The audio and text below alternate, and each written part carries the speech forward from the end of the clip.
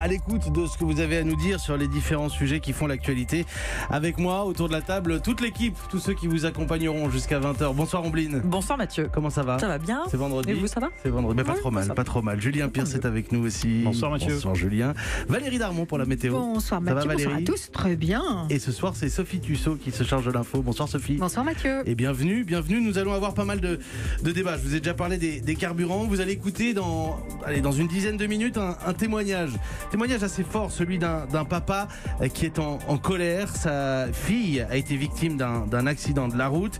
Elle a été fauchée par un automobiliste de 92 ans. Elle a été hospitalisée. Ça a nécessité une amputation de la jambe. Et ce papa est en colère, mais pas vindicatif. Pas après ce monsieur de 92 ans. Mais il demande à ce qu'enfin on mette des contrôles médicaux pour les seniors qui sont au volant, sans préciser d'âge. Il lance un appel. Est-ce qu'il sera entendu, oui ou non? Moi, je vous pose la question et nous aurons ce débat à 17h40 tout à l'heure. Faut-il rendre obligatoire des contrôles, un examen médical pour les conducteurs âgés? 39-21 pour participer. Il est 17h. Sur Europe 1, votre grand journal du soir commence. C'est votre rendez-vous avec la rédaction d'Europe 1. Et avec vous Mathieu Béliard jusqu'à 20h. Avec Sophie Tussaud, on est donc ensemble pour 3 heures. Et cette fâcheuse arrestation pour Marco Verratti. Oui, le milieu de terrain du PSG a été interpellé en état d'ivresse au volant dans la nuit de mardi à mercredi sur le périphérique parisien. Il présentait un taux d'alcoolémie dans le sang plus de 2 fois supérieur à la norme autorisée. C'est Arnaud Herman, journaliste à l'équipe, qui a sorti l'information. Le footballeur va être sanctionné. Les dirigeants parisiens ont été avertis le mercredi matin et lui, je crois, déjà présenté des excuses et il va être sanctionné. Alors les sanctions, c'est soit sportivement, vous le mettez au placard, si je veux dire, quelques matchs et il peut pas jouer avec l'équipe. Je suis pas sûr qu'on se dirige vers ça non plus, notamment parce qu'il y a un match très important la semaine prochaine en Ligue des Champions contre Naples. En revanche, vous savez, désormais dans les contrats, il y a une sorte de petit bonus financier qui s'appelle la prime d'éthique. Et cette prime d'éthique sert à sanctionner les joueurs quand, par exemple, ils critiquent le club ou quand ils se comportent de façon contraire à la règle. Là, dans le cadre de Verratti, ça rentre dans ce cadre-là et vraisemblablement la tendance ces dernières heures, c'était à ce que le joueur soit sanctionné financièrement via cette prime d'éthique. Arnaud Herman, journaliste à l'équipe, a été joint tout à l'heure pour Europe 1 par Alain Acco. Alors avec ou sans Marco Verratti, ce qui est sûr, c'est que le PSG joue ce soir. Oui, parce que le club parisien ouvre ce soir la 12e journée de Ligue 1 avec ce choc. Paris, qui est leader, reçoit son dauphin à Lille. Le coup d'envoi de la rencontre sera donné à 20h45. Alors, concernant le Paris Saint-Germain, il faut que je vous dise que nous serons avec Julien Froment au Parc des Princes dans votre grand journal du soir. Ça, c'est pour l'aspect footballistique. Au-delà, vous restez bien à l'écoute. À partir de 18h, de nouvelles révélations de Mediapart, entre autres. Nouvel épisode des Football Leaks. Et je peux vous dire que le Paris Saint-Germain est directement concerné. Vous restez à l'écoute d'Europe 1. Vous ne manquerez rien ce soir. Sophie, le vol Paris-Saïgon est finalement reparti aujourd'hui.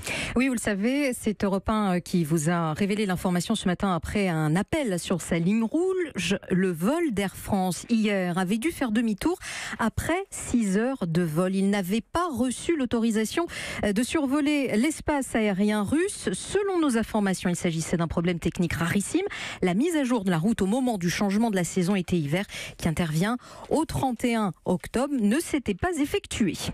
Polémique autour du clip du gouvernement pour les élections européennes. La vidéo pour inciter les Français à aller voter en mars prochain est jugée anxiogène. Elle montre plusieurs leaders européens issus de l'extrême droite. L'opposition crie à la propagande. La majorité, de son côté, assume. Alors vous l'avez peut-être vu, ce clip, on va en reparler ce soir là aussi et je vous attends au 39-21. Dites-nous, est-ce qu'il est si choquant? Est-ce que vous comprenez que le gouvernement ait fait ce choix de clip? On va vous en passer un extrait tout à l'heure de toute façon. La proposition, tiens, ça aussi, je suis sûr que ça va vous interpeller. La proposition d'une nouvelle taxe sur les aides des comités d'entreprise qui continue d'inquiéter. Va-t-on devoir payer des impôts, Mathieu, sur les bons d'achat ou une participation à une activité sportive? Paul Christophe, député UDI, a déposé un amendement au projet de budget de la sécurité sociale pour 2019 en ce sens. Invité d'Europe 1 à la mi-journée, il a expliqué pourquoi il a déposé cet amendement. Le but de l'amendement tel qu'il est rédigé, évidemment, visait à provoquer le débat en hémicycle, et c'est plutôt réussi. L'idée, c'est de sécuriser finalement un dispositif qui repose aujourd'hui sur de simples circulaires. Donc en l'inscrivant dans la loi, en le gravant dans le marbre, si je puis dire, eh bien on le sécurise dans l'avenir. Le deuxième objectif, c'était de faire en sorte aujourd'hui qu'il profite à un plus grand nombre, puisque finalement aujourd'hui, on regarde la fragilité des textes, on se rend compte que beaucoup de TPE, PME n'y ont pas recours, ce qui porte quand même sur plusieurs millions d'autres salariés. Le député Paul Christophe, invité de Raphaël Duchemin sur Europe 1. Cette question, à présent, les personnes âgées devraient-elles passer un examen médical pour avoir le droit de conduire? C'est en tous les cas ce que souhaite un père qui réclame des contrôles d'aptitude. Sa fille de 27 ans a eu la jambe arrachée samedi à Paris après qu'un homme de 92 ans a perdu le contrôle de son véhicule et a foncé sur un trottoir où elle se trouvait. Et nous serons avec Chantal Perrichon à 17h40, la présidente de la Ligue contre la violence routière. Faut-il instituer un examen médical obligatoire pour les conducteurs âgés? Vous réagissez déjà, c'est pas une question, ça je le vois, au 39 21, n'hésitez pas.